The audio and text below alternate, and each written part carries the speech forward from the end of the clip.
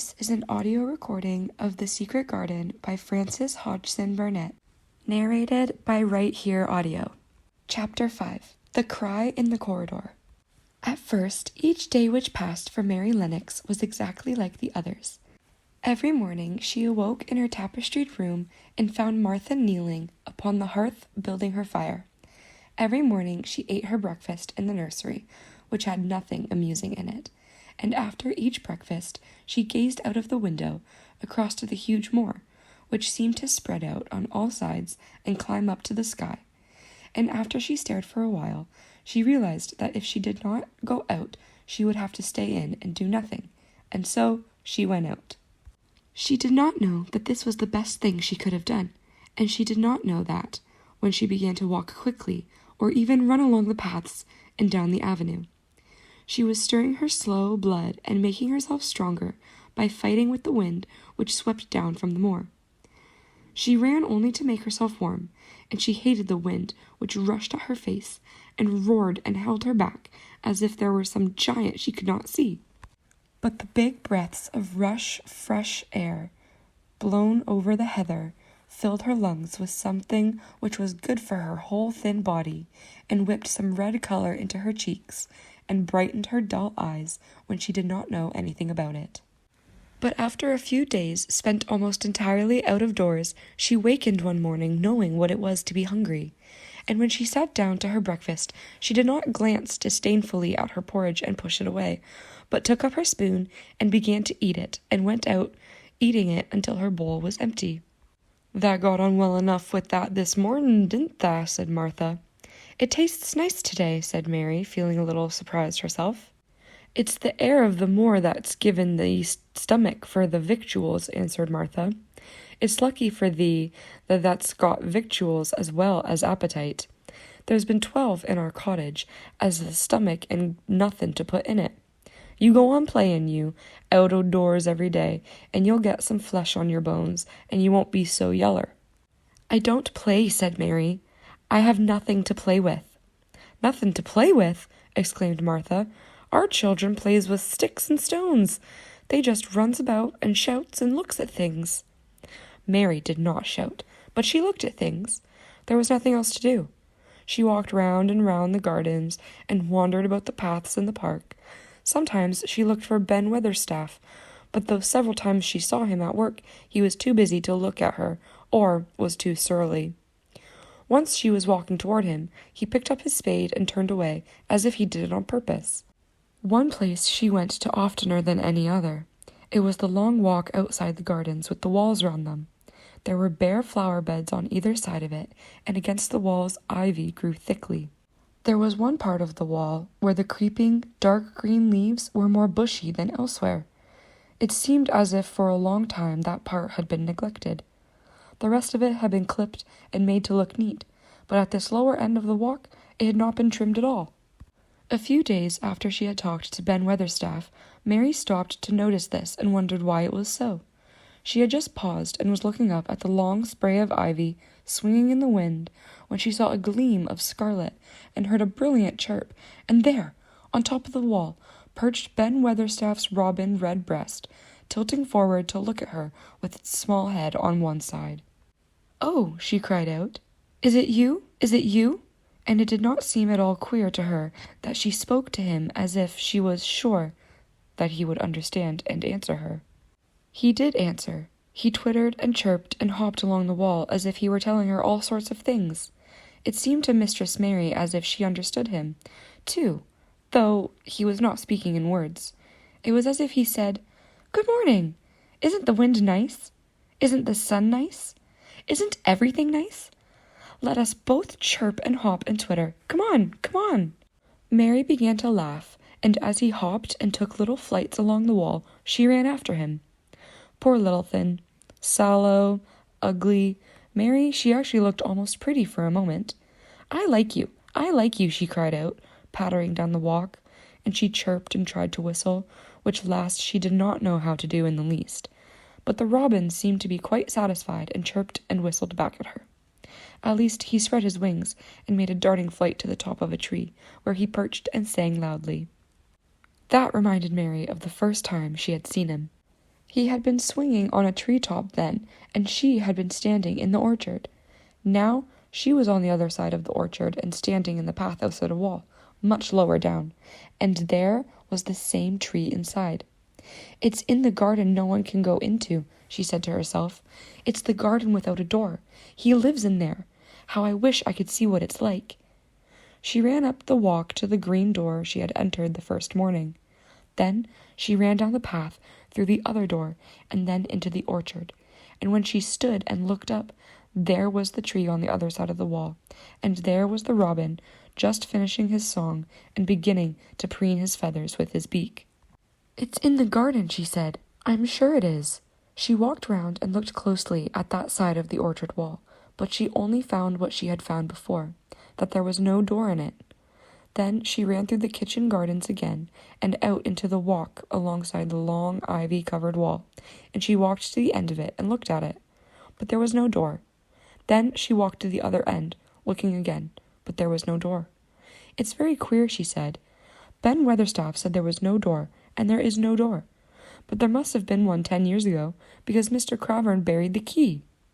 This gave her so much to think of that she began to be quite interested and feel that she was not sorry that she had come to Misselthwaite Manor. In India, she had always felt hot and too languid to care much about anything. The fact was that the fresh wind from the moor had begun to blow the cobwebs out of her young brain and to waken her up a little. She stayed out of doors nearly all day, and when she sat down to her supper at night, she felt hungry and drowsy and comfortable. She did not feel cross when Martha chattered away. She felt as if she rather liked to hear her, and at last she thought she would ask her a question. She asked it after she had finished her supper and had sat down on the hearth rug before the fire. "Why did Mr. Cravern hate the garden?" she said. She had made Martha stay with her, and Martha had not objected at all. She was very young and used to a crowded cottage full of brothers and sisters, and she found it dull in the great servants' hall downstairs, where the footman and upper housemaids made fun of her Yorkshire speech and looked upon her as a common little thing, and sat and whispered among themselves. Martha liked to talk, and the strange child who had lived in India and been waited upon by blacks was novelty enough to attract her. She sat down on the hearth herself, without waiting to be asked. "Art thou thinking about the garden yet?" she asked. "I knew thou would. That was just the way with me when I first heard about it." "Why did he hate it?" Mary persisted.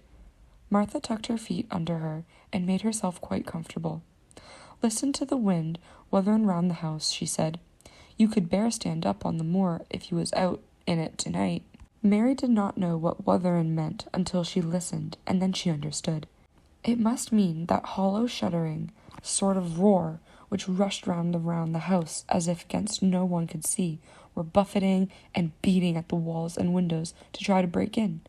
But no one knew he could not get in, and somehow it made one feel very safe and warm inside a room with a red coal fire.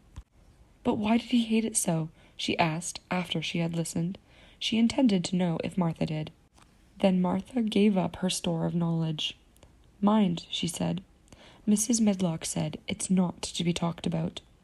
There's lots of things in this place that's not to be talked over. That's Mr. Craven's orders. His troubles are none servant's business, he says. But for the gardens, he wouldn't be like he was. It was Mrs. Craven's garden that she had made when they first were married, and she just loved it, and they used to tend the flowers themselves, and none of the gardeners was ever let to go in. Him and her used to go in and shut the door and stay there hours and hours, reading and talking, and she was just a bit of a girl, and there was an old tree with a branch bent like a seat on it, and she made roses grow over it, and she used to sit there. But one day, when she was sitting there, the branch broke, and she fell on the ground, and was hurt so bad, the next day she died. The doctors thought he'd go out of his mind and died too. That's why he hates it. No one ever's gone in since, and he won't let anyone talk about it." Mary did not ask any more questions. She looked at the red fire and listened to the wind wuthering. It seemed to be wuthering louder than ever. At that moment, a very good thing was happening to her. 4 good things had happened to her, in fact, since she came to Misselthwaite Manor. She had felt as if she understood a robin, and that he had understood her. She had run in the wind until her blood had grown warm, and she had been healthily hungry for the first time in her life, and she had found out what it was to be sorry for someone.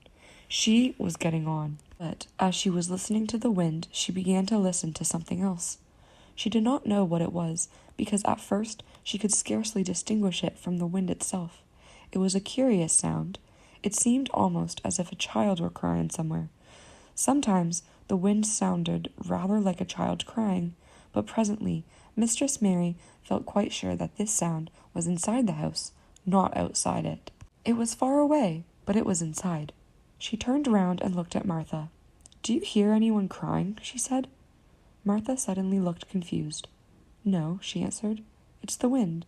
Sometimes it sounds like as if someone was lost on the moor and wailin'. It's got all sorts of sounds. But listen," said Mary. "It's in the house, down one of those long corridors." And at that very moment a door must have been opened somewhere downstairs, for a great rushing draught blew along the passage, and the door of the room they sat in was blown open with a crash. And as soon as they both jumped to their feet, the light was blown out, and the crying sound was swept down the far corridor so that it was to be heard more plainly than ever. "There," said Mary, "I told you so. It is someone crying, and it isn't a grown-up person." Martha ran and shut the door and turned the key, but before she did it they both heard the sound of a door in some far passage shutting with a bang, and then everything was quiet, for even the wind ceased weathering for a few moments. "It was the wind," said Martha stubbornly, "and if it wasn't, it was the little Betty Butterworth, the scullery maid. She had the toothache all day." But something troubled and awkward in her manner made Mistress Mary stare very hard at her. She did not believe she was speaking the truth. Chapter 6. There was someone crying. There was. The next day the rain poured down in torrents again, and when Mary looked out of her window the moor was almost hidden by a grey mist and cloud. There could be no going out today. "What do you do in your cottage when it rains like this?" she asked Martha. "Try to keep from under each other's feet, mostly," Martha answered. There does seem a lot of us, then. Mother's a good-tempered woman, but she gets fair moithered. The biggest ones go out in the cowshed and plays there. Dickon, he doesn't mind the wet. He goes out just the same as if the sun was shining. He says he sees things on rainy days as doesn't show when it's fair weather. He once found a little fox cub half drowned in its hole, and he brought it home in the bosom of his shirt to keep it warm. Its mother had been killed nearby, and the hole was swum out. The rest of the litter was dead. He got it at home now. He found a half-drowned young crow another time, and he brought it home too, and tamed it. It's named Soup because it's so black, and it hops and flies about with him everywhere. The time had come when Mary had forgotten to resent Martha's familiar talk. She had even begun to find it interesting and to be sorry when she stopped or went away. The stories she had been told by her ayah when she lived in India had been quite unlike those Martha had to tell about the moorland cottage, which held 14 people who lived in 4 little rooms and never had quite enough to eat. The children seemed to tumble about and amuse themselves like a litter of rough, good-natured collie puppies. Mary was most attracted by the mother and Dickon. When Martha told stories of what mother said or did, they always sounded comfortable. "If I had a raven or a fox cub, I could play with it," said Mary, "but I have nothing." Martha looked perplexed. "Can the knit?" she asked. "No," answered Mary. "Can the sew?" "No." "Can the read?" "Yes." "Then why doesn't the read something, or learn a bit of spellin'? That's old enough to be learnin' thy book a good bit now." "I haven't any books," said Mary. "Those I had were left in India." "That's a pity," said Martha. "If Mrs. Medlock let thee go in the library, there's thousands of books in there." Mary did not ask where the library was, because she suddenly was inspired by a new idea. She made up her mind to go find it herself. She was not troubled about Mrs. Medlock. Mrs. Medlock seemed always to be in her comfortable housekeeper's sitting room downstairs. In this queer place, one scarcely ever saw anyone at all. In fact, there was no one to see but the servants, and when their master was away, they lived in luxurious life below stairs, where there was a huge kitchen hung about with shining brass and pewter, and a large servants' hall where there were 4 or 5 abundant meals eaten every day, and where a great deal of lively romping went on when Mrs. Medlock was out of the way. Mary's meals were served regularly, and Martha waited on her, but no one troubled themselves about in the least. Mrs. Medlock came and looked at her every day or two, but no one inquired what she did or told her what to do. She supposed that perhaps this was the English way of treating children. In India she had always been attended by her ayah, who had followed her about and waited on her hand and foot. She had often been tired of her company. Now she was followed by nobody and was learning to dress herself, because Martha looked as though she had thought she was silly and stupid when she wanted to have things handed to her and put on. "Hasn't Dad got good sense?" she said once, when Mary had stood waiting for her to put her gloves on for her. "Our Susan Ann is twice as sharp, and she's only 4 years old. Sometimes they'll look fair soft in the head." Mary had worn her contrary scowl for an hour after that, but it made her think several entirely new things. She stood at the window for about 10 minutes this morning after Martha had swept up the hearth for the last time and had gone downstairs. She was thinking over the new idea which had come to her when she heard of the library. She did not care very much about the library itself, because she had read very few books, but to hear of it brought back to her mind the 100 rooms with closed doors. She wondered if they were all really locked, and what she would find if she could get into any of them. Were there 100 really? Why shouldn't she go and see how many doors she could count? It would be something to do this morning when she could not go out. She had never been taught to ask permission to do things, and she knew nothing about authority, so she would not have thought it necessary to ask Mrs. Medlock if she might walk about the house, even if she had seen her. She opened the door of the room and went into the corridor, and then she began her wanderings. It was a long corridor, and it branched into other corridors, and it led her up short flights of steps, which mounted to others again. There were doors, and there were pictures on the walls. Sometimes they were pictures of dark, curious landscapes, but oftenest they were portraits of men and women in queer, grand costumes made of satin and velvet. She found herself in one long gallery whose walls were covered with these portraits. She had never thought there could be so many in any house. She walked slowly down this place and stared at the faces, which also seemed to stare at her. She felt as if they were wondering what a little girl from India was doing in their house. Some were pictures of children, little girls in thick satin frocks which reached to their feet and stood out about them, and boys with puffed sleeves and laced collars and long hair, or with big ruffs around their necks. She always stopped to look at the children and wonder what their names were, and where they had gone, and why they wore such odd clothes. There was a stiff, plain little girl rather like herself. She wore a green brocade dress and held a green parrot on her finger. Her eyes had a sharp, curious look. "Where do you live now?" said Mary aloud to her. "I wish you were here." Surely no other little girl ever spent such a queer morning. It seemed as if there was no one in all the huge rambling house but her own small self, wandering about upstairs and down, through narrow passages and wide ones, where it seemed to her that no one but herself had ever walked.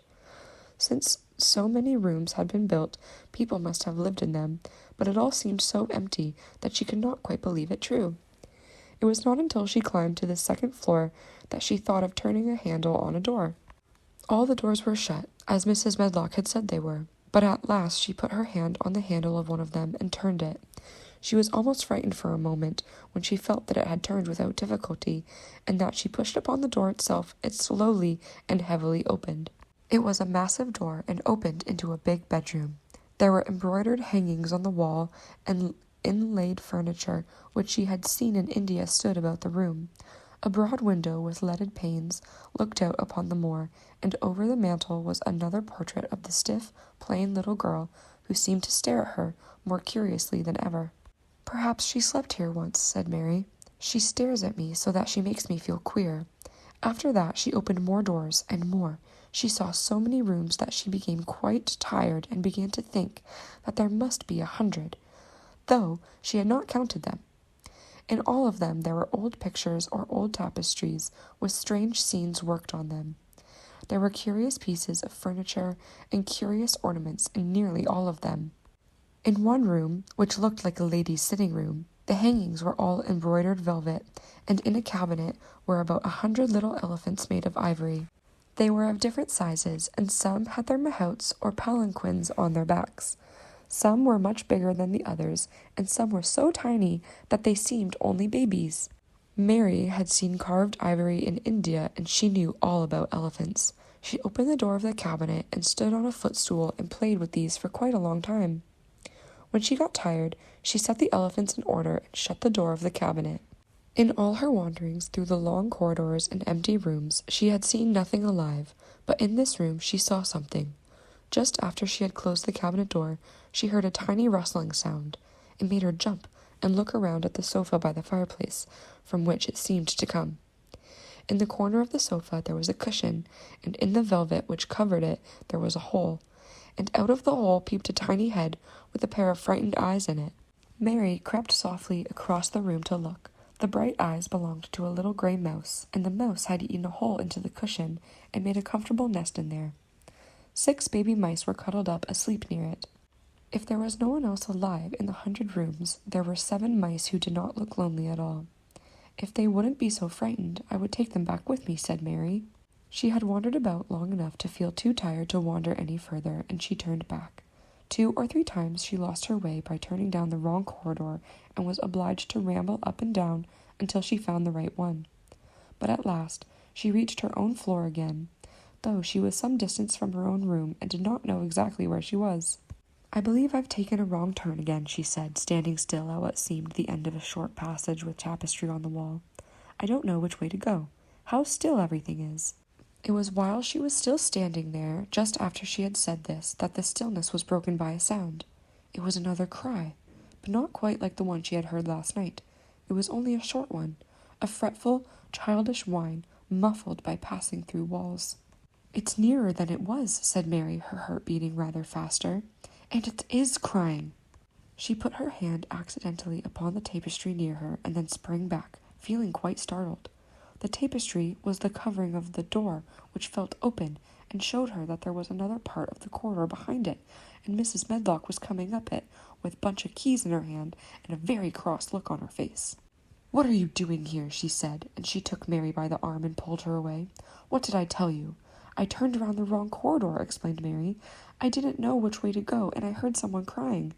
She quite hated Mrs. Medlock at the moment, but she hated her more the next. You didn't hear anything of the sort, said the housekeeper. You come along back to your own nursery, or I'll box your ears. And she took her by the arm and half pushed, half pulled her up the passage and down another until she pushed her in at the door of her own room. Now, she said, you stay where you're told to stay, or you'll find yourself locked up. The master had better get you a governess, same as he said he would. You're one that needs someone to look sharp after you. I've got enough to do. She went out of the room and slammed the door after her, and Mary went and sat on the hearth rug, pale with rage. She did not cry, but ground her teeth. There was someone crying. There was, she said to herself. She had heard it twice now, and sometime she would find out. She had found out a great deal this morning. She felt as if she had been on a long journey, and at any rate she had something to amuse her all the time, and she had played with the ivory elephants, and had seen the gray mouse and its babies in their nest in the velvet cushion.